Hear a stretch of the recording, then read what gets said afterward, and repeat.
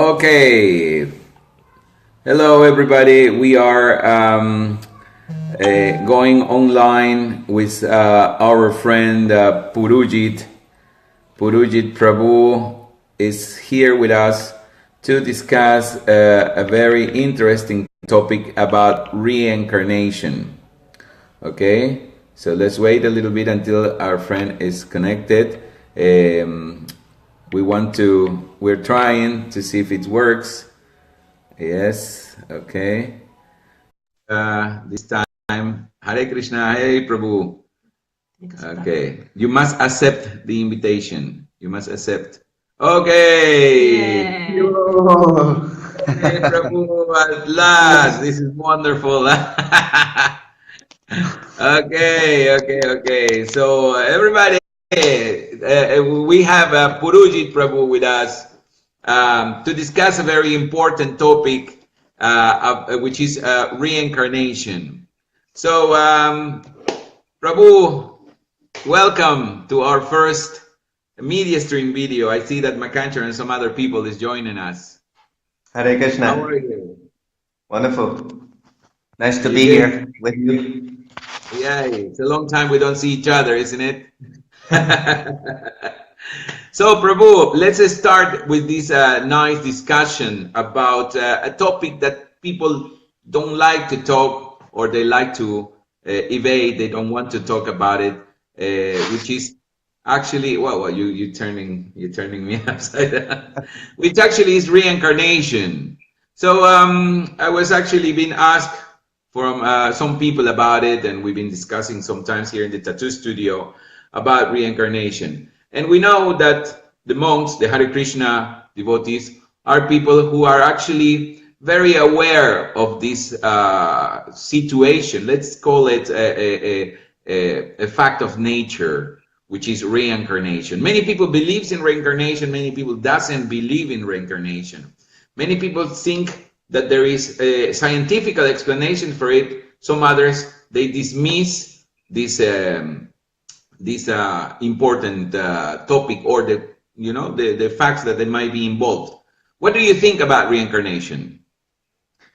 So the Hare Krishna movement, we're not a sentimental movement, but we are following the Vedas. The Vedas are 5,000 years old. It's the ancient scriptures from India, written in Sanskrit language. So in the Vedas, there's a very popular book called the Bhagavad Gita, and in the Bhagavad Gita, Krishna gives a logical explanation of reincarnation. In other words, it's not some dogma that something is written in a book and you just follow it, but a logical explanation. And that is as follows. In the past, you had a body of a small child. Now you have a body, a grown-up body, and in the future you're going to have a body of an old man. So your body changes, but you, the person who is observing the changes, you do not change. So that means you're not the body. You're in the body, but you're not the body, because you can observe the body. So this actually can go the observer. Yeah, we are the observers in that way. There is an idea, or no idea, but there is a scientific explanation that goes along with this, which is actually that that the body changes every day. The microbiology in the universities, they teach you in microbiology that the body changes every day of cells, that in a lapse of 7 years, your body has changed completely. Is this actually correct?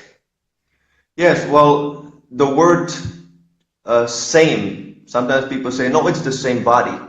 The word same in a dictionary, if you check, it means identical. Identical means the same in every single detail, the same. So as soon as there's a little change, little particle missing, or just by eating or by going to the toilet, the body is changed. So it's constantly changing. Yeah, any little detail, it means change. It's a different body. You can't say it's the same. The same body means completely identical. But, the body is constantly in a flux of movement. The cells are moving, the blood is streaming, everything is going on. So how can they say it's the same body? If you take Right. the So what microscope, means that means that the body that I have today is not the body that I have yesterday. it's constantly moving. There's nothing fixed. This is our illusion that we see some fixed form. But when let's say we take the microscope, scientifically, we look at things, we see that the small particles are constantly moving. The atoms, the cells, the organisms are constantly moving. So we say that, oh, there's a fixed body, but this is just the imperfect vision of that body we have. Okay, so what is going on is that actually the bodies are changing, but it's not a visual like impact in a day by day. So people is not actually able to perceive this day by day change. Exactly. Prabhupada, our spiritual master, Srila Prabhupada, he says that he gives an example that a child, there's a family and family friends visiting, and they say, "Oh, your child has grown so much," because they haven't seen the family for, let's say, 5 or 10 years. So for them, they immediately can pick up, "Wow, you've grown so much." But the parents who live with the child, because they're accustomed, they don't see the difference so swiftly. Oh. For everybody who is watching right now, we are discussing a little bit the topic of reincarnation. If you have any question or anything to add into this conversation, you can do it, no problem. We would like to see your interaction and see what do you think about that. There are many questions, Purujit. There are many questions from people because normally we're living in an ignorant times where people is only wanting to enjoy and have fun, and they don't take good care of these topics. But you know who actually asked me these kind of questions? So we'll speak these kind of questions with elderly clients. You know, elderly clients. There is a lady today we did a piercing. She was 75 years old, and she was saying, "Oh, I have not much time left." You know, so we talk a little bit about this situation. That's why I'm asking you and I'm calling you to talk about this subject, because these people is conscious that they're gonna leave the body. You see, so what is gonna happen to these people when they leave the body? What happened if there is reincarnation? That means there is a next body to take in the next life. How do that work? What is the secret in that area? So again, we can't really speculate on this because none of us have an experience of dying. Now, if we die, then we're dead. We can't talk about it. So again, what we do, the Krishna consciousness movement, we take the authority. You go to an authority if you want to know about, you go to a lawyer. If you want to know about medicine, you go to a doctor. If you want to learn Spanish, you go to a Spanish person. You don't go to a Chinese person. So, of course, there have been a misuse of authority, and especially in spiritual matters. But that doesn't mean that the principle of authority should be thrown out. When we teach our scriptures, you know, in the temple, we are encouraging the guests to test the philosophy, to ask questions, and so on, so on. So it is, in one sense, authority for us, but it's an enlightened authority that people can ask a question, and if they don't agree, we can discuss. So it's very nice. So from the scriptures, Bhagavad Gita again says that whatever your mentality is at the time of death, that body you will get next. So it depends on the last thought you have before you die. That will influence the body you will get next. So many people, they live like animals. You can see they have a human body, but by their action they live like animals. So the natural, logical conclusion is that they will take birth as animals. We're not disconnected. It is not that we have nothing to do with the animals, and the animals have nothing to do with us, or the plants have nothing to do with it. We're all connected because we're all spirit soul. This is the conclusion of the Bhagavad Gita. There's spirit soul everywhere. Everywhere there are souls. And either we can be elevated, what do we do with the scientists? You know, because we might understand this position as, in a spiritual topic, kind of like trying to understand. But scientists, they say, they confirm in their position that reincarnation is not possible at all. I don't know their basis, but what do you think about the scientific conclusions that reincarnation does not exist? That we are going to die and we're going to disappear. I want to share this on my profile now. That's a very nice talking. Hello, everybody. We're discussing here with Purujit Prabhu about reincarnation, a very interesting topic. I find it passionate. I find it very nice to talk about these matters. And this is very attractive thing, you know. So if you have any questions, I see that we have 6 viewers. If you guys want to know anything or you want to ask any question, Purujit Prabhu is a very learned person about reincarnation, and he might be able to answer your questions. That's funny. I like this. It's the first time we're doing this stream, and we're going to continue doing this. This is a very nice way of discussing and involving people in this kind of conversation. So we're waiting to see the answer of what is the position of scientists, because in science we have something that has become a really, really big issue, which is scientists has said this, or scientists has confirmed this, but we don't confirm anything, you know. So scientists are always saying things and putting them on our lives, but we have no means to find out if this is correct or not correct. So we're trying to discuss here about this position. So Prabhu, what do you think about scientists? Scientists, they say reincarnation does not exist and you must swallow that. And but we don't have any means to confirm that they are also having a fact of information. Yes, so now this is a really challenging, revolutionary idea, because we say that the method the scientists are using is wrong. It is, we don't use, yeah, the method itself, the scientific method is imperfect to understand the existence of the soul. Repeat that one, because we're having problem with the line. Repeat it again. Okay. We say that the very method the scientists are using, in other words, they try to verify by their senses, by sensual perception, by experience, is imperfect. Because the senses are imperfect.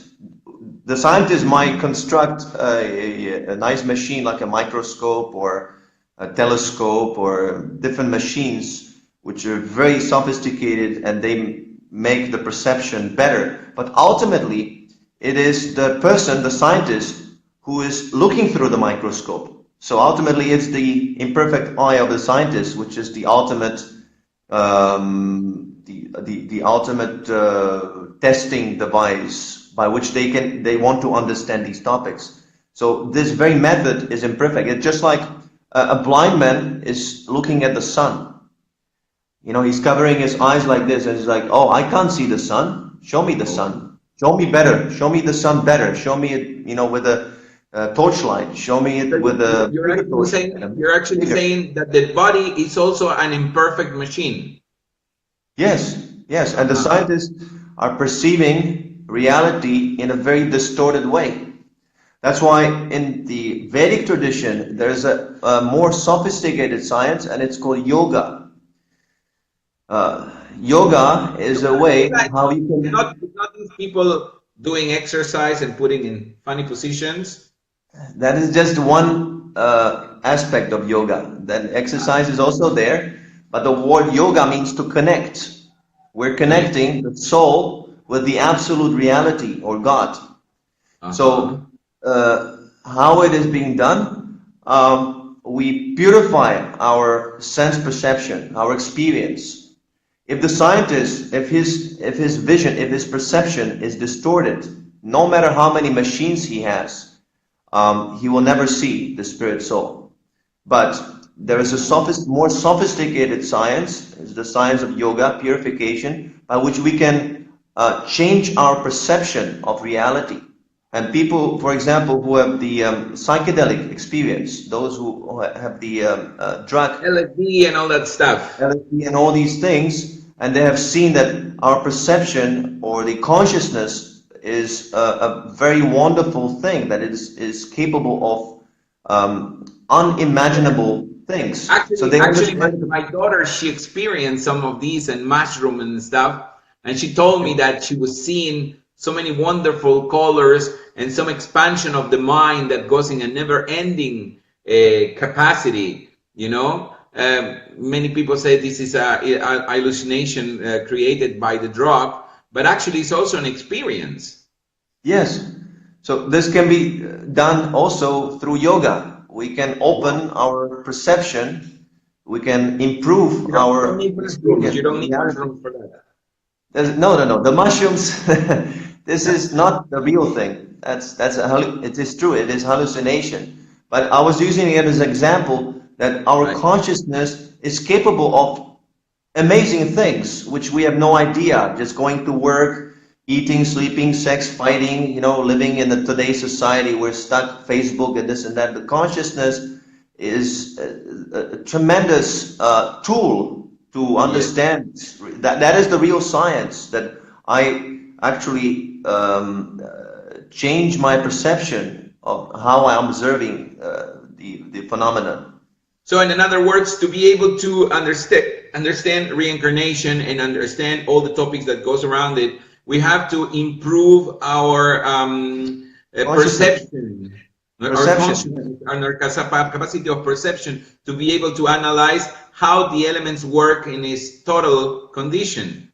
Because yes, that's what we say that the scientists, they're not actual scientists. They're dealing with gross matter, you know, earth, water, fire, air, ether.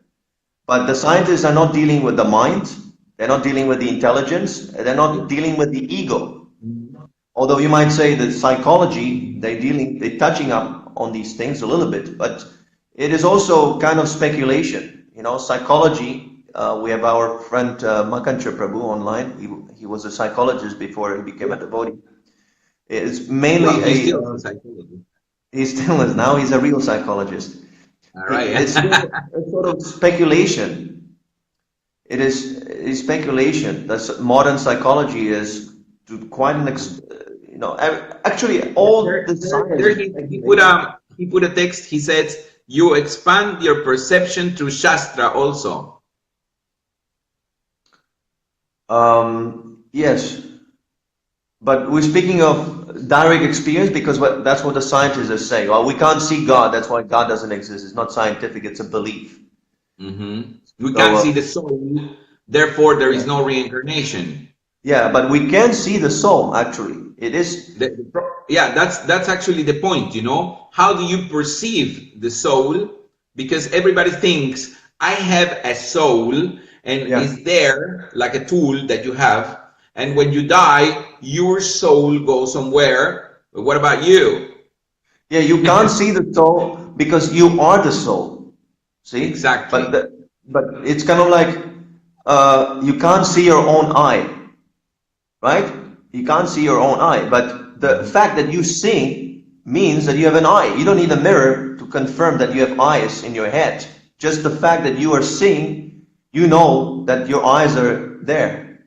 So similarly, the fact that you're conscious, that you're perceiving reality means that there's a soul in your body, that you are the soul.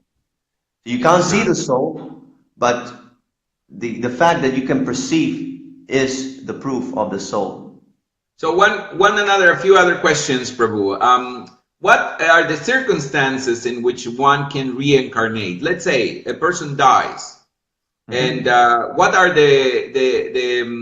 what kind of body this person takes in his next life? Let's say, does he become human, or does he becomes animal, or does he become like zero? What is the destiny of the living entity when he actually takes another body?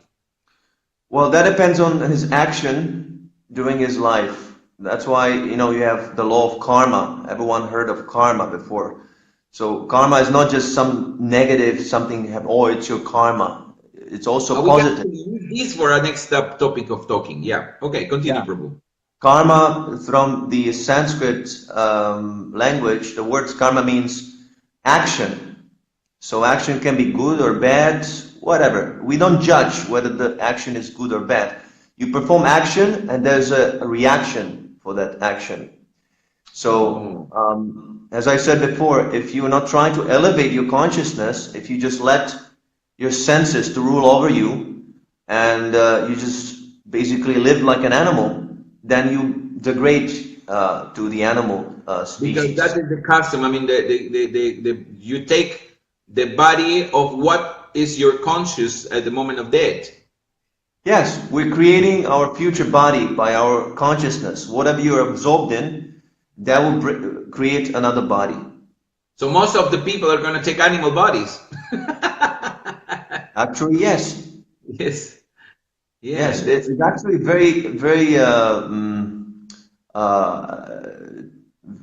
very dangerous position we're right now. many people loves it. You know, I've been speaking to so many of my customers, and they say, "Oh, I want to be a tiger in my next life. Oh, I would like to be a cat in my next life. Oh, I like to be a crocodile." They all say these things. You know. No, they don't What do understand. you think about that? Well, there's a saying that you never know, you never value things until you lose them. So they don't understand how valuable this human form is. We have such a developed intelligence. The human can enjoy so Sorry, nicely. Prabhu.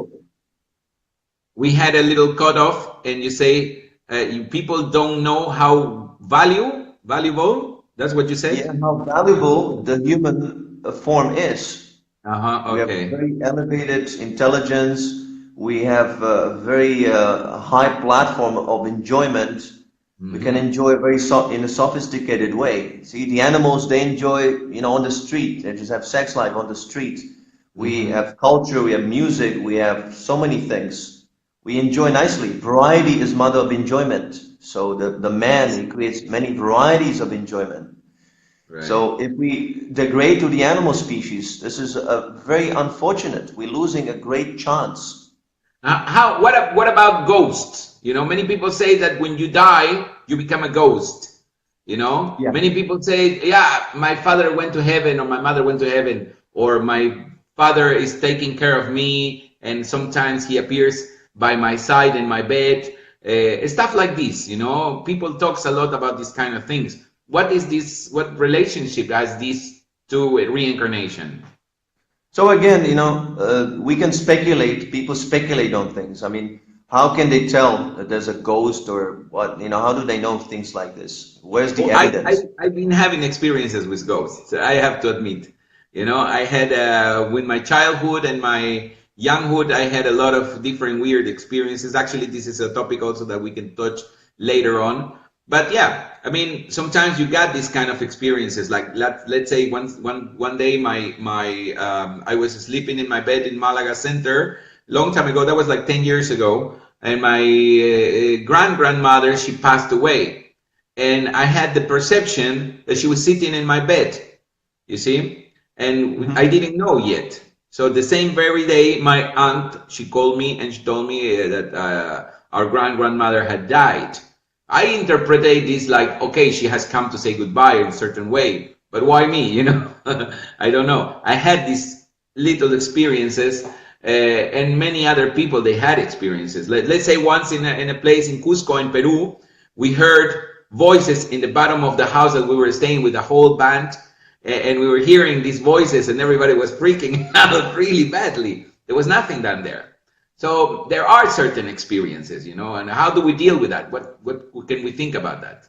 Yeah, well, what I wanted to say is that definitely these things exist, but just to be neutral, many people who don't have the experience, they will say, no, this is just made up. You're just making this up. But people want to be interesting, so they make up a story like this so they can talk and attract attention.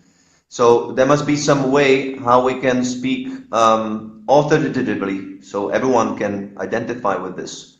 Let's put the discussion on a universal platform.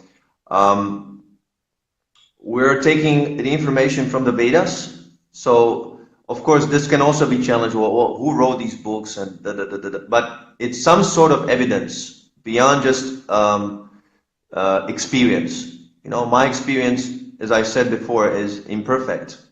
But these Vedic scriptures, they've been followed for 5,000 years.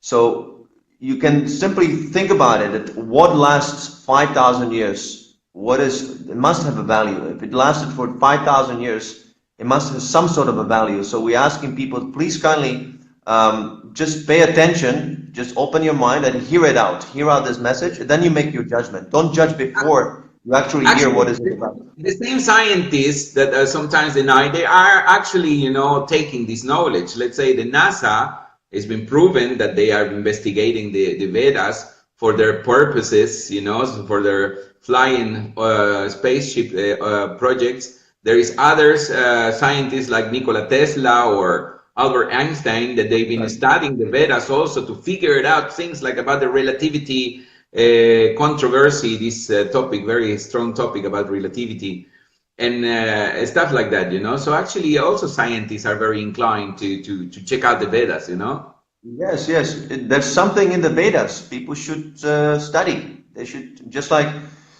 we're studying so many things on the internet, we never actually question. We watch TV, we see some message on Facebook, we never actually question, we automatically accept. It's on Facebook, it must be true. Or my friend told me, or it's true. The CNN, it must be true. President said it must be true. The government said it must. We never question. Like they went on the moon, people accept it. Oh, it's on TV, so it must be truth. So in the same way, why not be open-minded about these ancient scriptures? So many big scholars and saints and swamis and yogis are studying the Vedas for 5,000 years. So at least we should study, at least we should hear it out, look into it.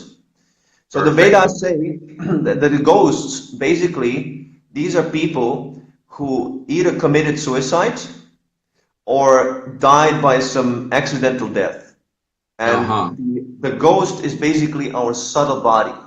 In other words, there's a ghost in all of us, and it's made of, as I said before, mind, intelligence, and false ego. And this is the subtle body. The gross body is the manifestation of that subtle form. And then you can see many people are realizing now that if their mental state is not good, it also exhibits on the body, and they get some disease.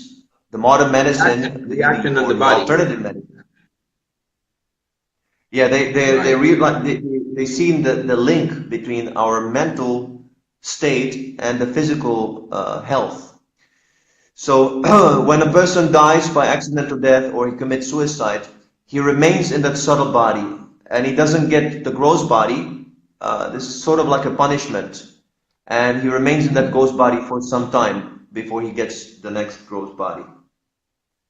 In other words, if you kill off the gift you have been given this gift of gross body to realize the self and the absolute truth.